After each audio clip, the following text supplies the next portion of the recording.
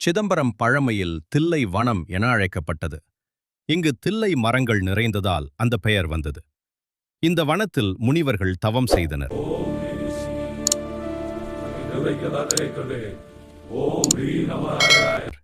சிவன் ஆகாச தத்துவம் வடிவில் இங்கு விளங்குகிறார். இதனால் இது பஞ்சபூத ஸ்தலங்களில் ஆகாச ஸ்தலம்.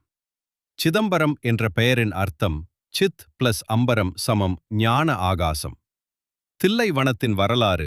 பஞ்சபூத ஸ்தலங்கள் அறிமுகம். தில்லை வனத்தில் சில முனிவர்கள் தங்கள் மந்திர சக்தியால் எல்லாம் நடக்கிறது என்று கர்வம் கொண்டனர். சிவன் அவர்களை சோதிக்க பிச்சாண்டி வடிவில் வந்தார். காட்டில் நடக்கும் சிவபெருமான் நீலிடம் சொறிமுடியும் புலித்தோலுடையும் நாகாபரணங்களும் கொண்ட பிச்சாடனர். விஷ்ணு மோகினி வடிவில் வந்தார். முனிவர்கள் கோபத்தில் பாம்பு அனுப்பினர். சிவன் அலங்கரமாக அணிந்தார். புலி அனுப்பினர். சிவன் அபுலித்தோலை உடையாக்கினார். முயலாக சிவன் காலால் மிதித்தார். சிவன் ஆனந்த தாண்டவம் ஆடினார். இதுவே நடராஜர் வடிவு உருவான தருணம். ஆனந்த தாண்டவம் ஆடுகின்ற இங்கே மதிரட்டும், சக்தியின் நடைவிலே திளைத்தும். இந்த நடனம் பிரபஞ்ச இயக்கத்தின் அடையாளம். பேச வேண்டிய அம்சங்கள்.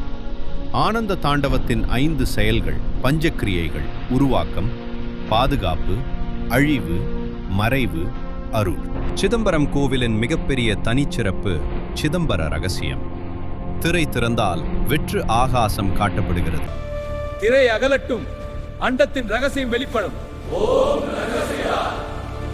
அதாவது கடவுள் வடிவற்றதும் வடிவுடனும் இருப்பார். இந்த பகுதியில் பேச சைவ சித்தாந்த விளக்கம். ஆகாச தத்துவம், நடராஜர் தத்துவம். அகம்பாவம், அழிவு. கடவுள் சக்தி எல்லாவற்றுக்கும் மேல். தீமை கூட தெய்வ அலங்காரமாக மாறும். புலி, புலித்தோல். அறியாமை, முயலாக. ஞானம். காலடியில் வாழ்க்கை இணைப்பு. ஈகோ, குறைக்க வேண்டும் சோதனைகள். ஆன்மீக வளர்ச்சிக்கு நடராஜர் நடனம் இவரது வாழ்க்கை இயக்கம். இந்த நிலத்தின் பாதுகாவலனாக நான் எழுந்து நிற்கிறேன். உலகின் தலைவிதி என் கையில் உள்ளது.